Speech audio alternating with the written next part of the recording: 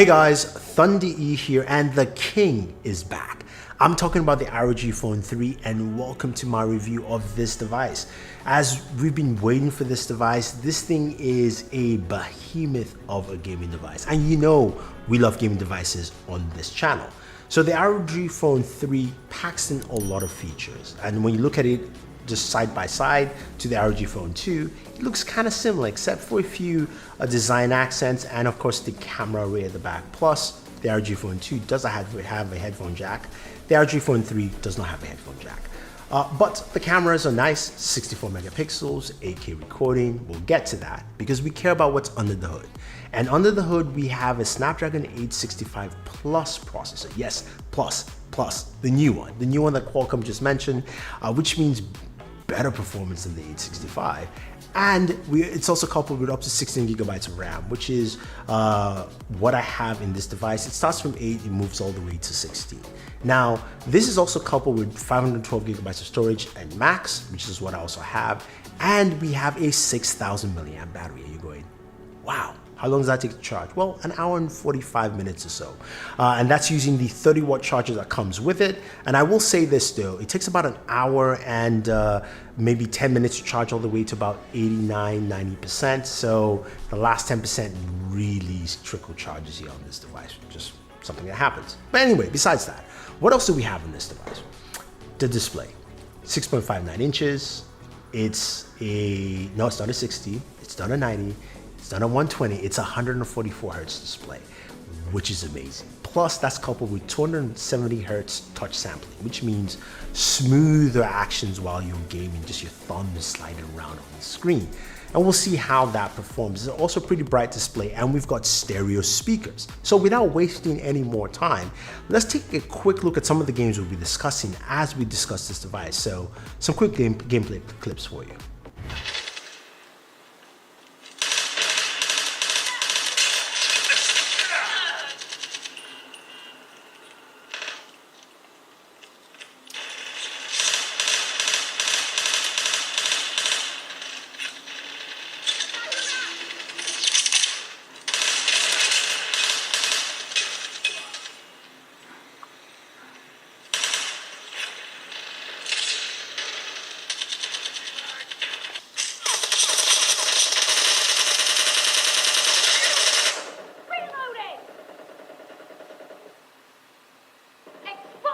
I need a scope.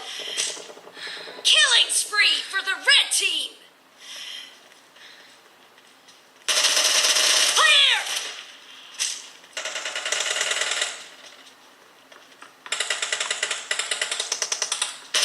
Cover me!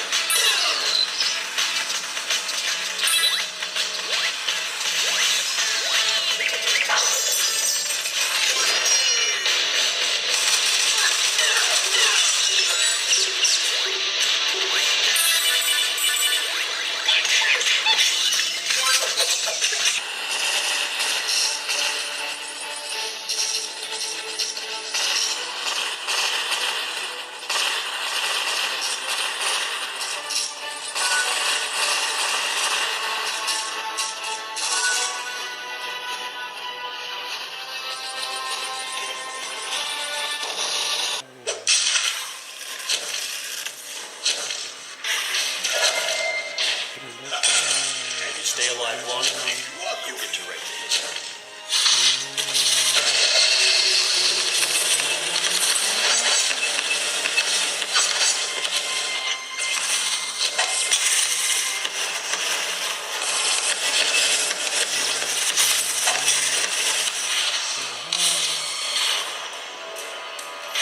All right, so as you know, I had to start off with Call of Duty Mobile because I play a lot of COD, Warzone. Call of Duty Mobile is my go-to on a mobile device. And the first thing I'll tell you is that it runs well. On the max setting, runs really smooth. You can see through Game Genie there that our frame rates are about 60 frames per second. Temperatures are about 39, and we're running the X mode, which means it is at the highest clock speed we can do on this device. So You also saw that I was using triggers while gaming, and that is something you can do with this, of course, with the air triggers set up on the right hand side of the device, which make it pretty easy and great. Now moving over to PUBG. PUBG also taking advantage of those air triggers and also looking at it and running this game at its max game setting, extreme HDR. This thing ran really well. I mean, again, that touch sampling, 270 Hertz, it's great. It is absolutely fantastic. You need that. I wouldn't say you necessarily need that, but it makes a great experience for you while gaming. Now, temperatures for PUBG ran much higher at 42 degrees, maybe 43. Again, we're running at a much higher setting here, but it still ran well. And also those temperatures were gauged and matched with my own thermometer gun, which basically measured both PUBG and Call of Duty Mobile between 39 and 42. So that's something, of course, to take note. Now, when we move over to a different type of game called Dan the Man, which is a side-scroller action adventure. Of course, it's not going to use as much in terms of performance, but you can clearly see how the 144 Hertz and the touch sampling come to play, giving you really smooth, fast gameplay, very quick.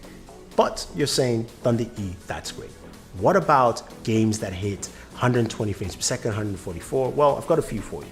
First was the 1945 Air Force game, which actually played pretty well. It's a top-down shooter, really fast, but again, it's not a graphics powerhouse, and it did 144 frames per second, which is great. But Vainglory came to the rescue, and this game, of course, is a graphical masterpiece. It takes in a lot of performance, but also ran at 144 frames per second. So this system can run the things you want to quite well and quite effectively. Now, this is also coupled with the software that makes your gaming experience better, and I think for any gaming phone, that is probably one of the most important things.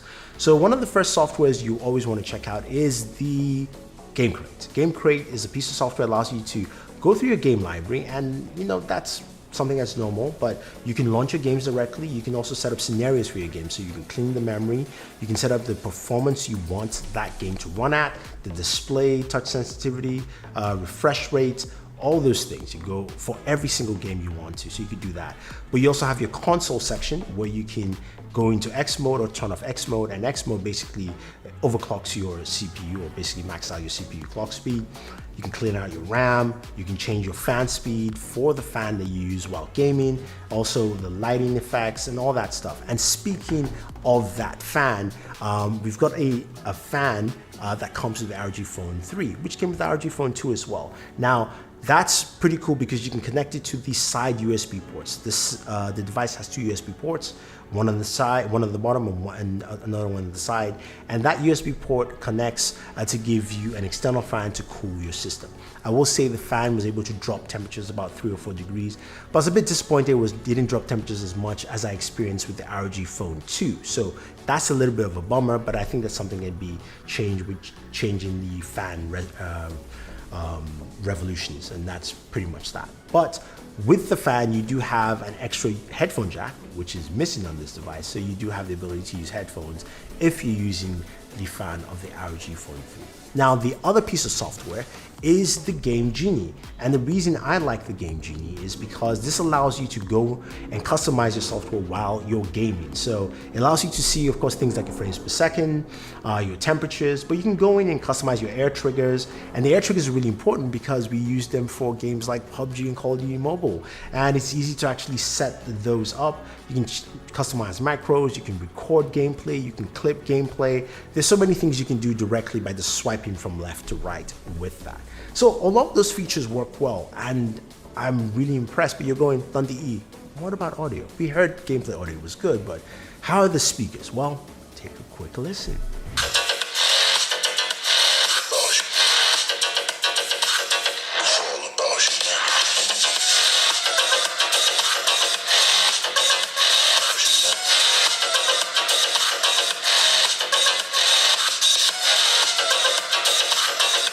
So the speakers are good. They're really good. They're loud, they're boomy. You've got a built-in EQ as well, where you can customize that. You can change the bass, the treble, all the different settings in the EQ. You've got different customization. So you've got a lot of things to do there, giving you some really clean sound. I think this is an overall solid gaming package, but as a phone, you still have cameras. And what do those cameras do? They actually do a decent job. You've got a 64 megapixel rear camera that shoots at 8K, and 8K video is pretty good. I was quite impressed. But it also takes some really good photos in daytime.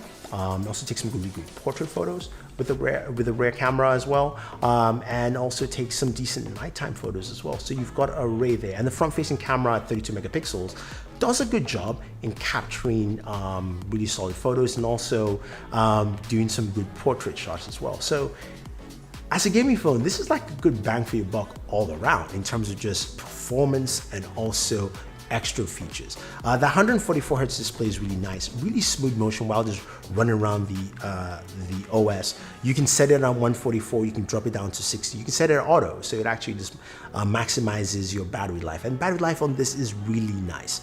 If you are running at 144 Hz and you are gaming, you will still be able to use this phone for a whole day. That's pretty cool. And 144 Hz on the display is not an easy thing to do. So I was quite impressed with the battery life on this thing. I would say yes, some gaming, not extensive gaming on that note, but the battery life is truly impressive. And with everything that's coupled together, I think a lot of people will like what this device brings to the table. Now, I will say though, in terms of cost, I don't have the American pricing for you. I do have the British pricing, and I can tell you that it starts off with the ROG Phone 3 String Edition, which is the 865, 8 gigs of RAM, 256 gigabytes of storage at £799, and goes all the way up to the ROG Phone 3 with the 865 Plus, 16 gigs of RAM, 512 gigabytes of storage at £1,099. So US pricing will come, and it most likely will differ, but that's where the phone lands, at least in what the pricing that I know. So if you have any questions or any comments about this device, if you want to know more, let me know. Otherwise, don't forget to like, share, subscribe. Leave your thoughts. What do you think about the ROG Phone 3? Is this what you were looking for in a gaming phone? Are you excited about it? Or would you like to know? Just leave your questions, guys. Otherwise, thank you very much, and always enjoy your entertainment.